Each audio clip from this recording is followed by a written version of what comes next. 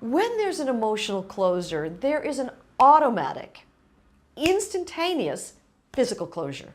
If we remain shut down, it can feel as if we're blocked, as if we're blanketed from accessing any of our emotions and also from accessing our natural vitality, our natural strength. Usually it's the emotional things that shut us down from having access to that.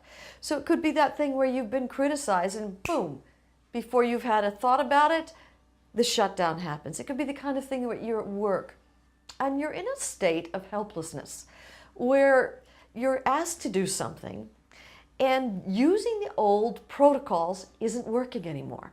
And so you try something else and that's not working, and you try something else, that's not working. And it's like everywhere you go, there's a set of obstacles, and it's like you hit the wall.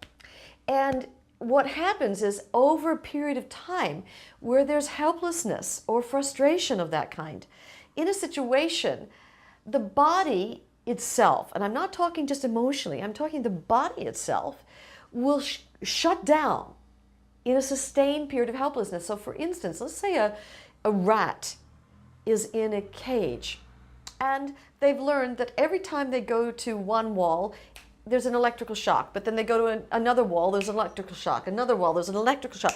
It's like everywhere they turn, they're going to get an electrical shock, and pretty soon the body goes into a helplessness. It recognizes there's nothing that can be done to change what is. And when that helplessness happens, there's an immediate physiological shutdown. Not just an emotional shutdown, but a physiological shutdown.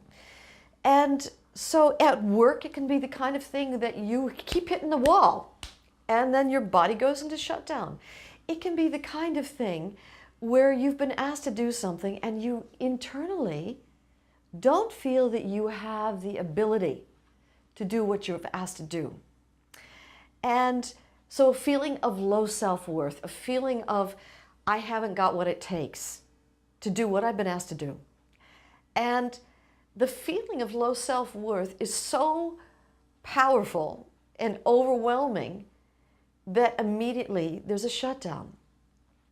It can happen in life that you're in a relationship with somebody and every time you reach out to that person, they get scared and a wall goes up or comes down. And they get, shut down as soon as you open up. And after opening and opening and opening with that person, and the wall comes down, the wall comes down, the wall comes down, inside there's an internal story of what am I doing wrong? Am I not lovable? And the power of that story can become so strong and so debilitating that inside there's internal closure, a shutdown. If the circumstance continues over time, chronically over time, and you haven't done a journey process, you can get into a depression where it can feel like there's a blanket over every aspect of your life, not just in the relationship, where it can feel like even in your work, in your spiritual life, in your sexual life, in your creativity, it can feel like there's a blanket that has gone over your life and that somehow you can't access that natural, easy flow of life. Take a moment and to close your eyes, and I'm actually going to ask you to go back to periods in your life where you were in the flow, you were in the zone, where there was an effortlessness, a natural vitality, where you just have a surge of energy, where you'd wake up in the morning and the energy was there. It was available to you. So just closing your eyes right now and look back and go specifically to periods of your life where you felt that natural vitality, you're in the flow, there's a natural joy. Sometimes you find yourself singing when that happens, when you're in your quiet times. That somehow everything you do, it just has a natural flow a guidedness, and an energy to it. And just ask yourself the question, what was that like? What did I feel like?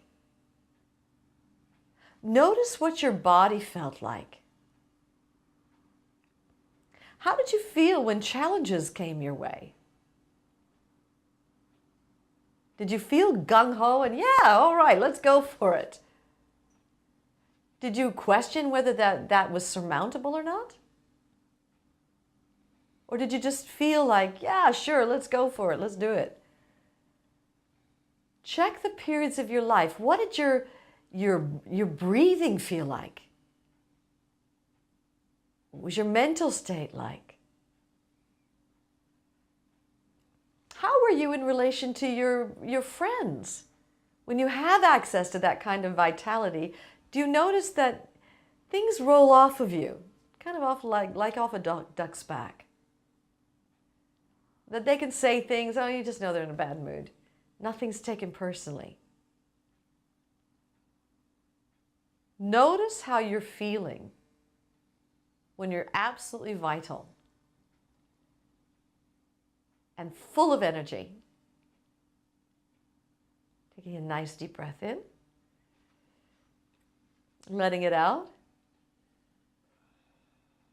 and opening your eyes. Now that state of natural vitality is your natural state. It's not induced. You don't have to do something, eat something, work out, accomplish something for that to be there. As a matter of fact, that natural state of vitality is what occurs when all the blocks and all the shutdowns have been stripped away and you're just living from your authentic self. Get a journey process, and also that when an emotion comes up, there is that moment where you have a choice to open into it or shut down to it, and to open at that moment. So I suffered from migraine headaches for my entire adult life. I started getting migraines when I was about 15 or 16 years old. I did find a doctor at some point that prescribed medication. I called it my miracle pill. Because it did work. When I got the migraine, it would make the migraine go away. But the point is that I was still getting the migraine in the first place. What was the underlying cause for these migraines? And I couldn't figure it out until 2006 that I met a woman who, just through conversations, being in the same room with her, I would hear about this process called the journey.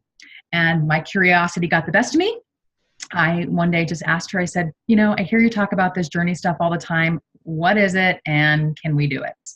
What do I possibly have to lose from trying one more thing? I've done the massage. I've, tried to change my diet. I've, been to the doctor and I have my little miracle pill, blah, blah, blah. I've tried all these things. What the heck? I'll try one thing more. I was lucky in that I had what I call the single miracle journey session. I spent about an hour and a half with my practitioner in process.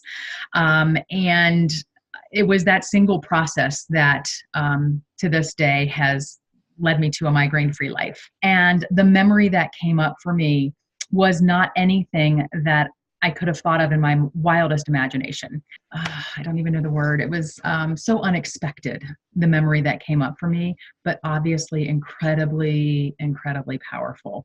Spending 3 days in a dark, quiet bedroom with your head under the pillow, praying for anything, sometimes death.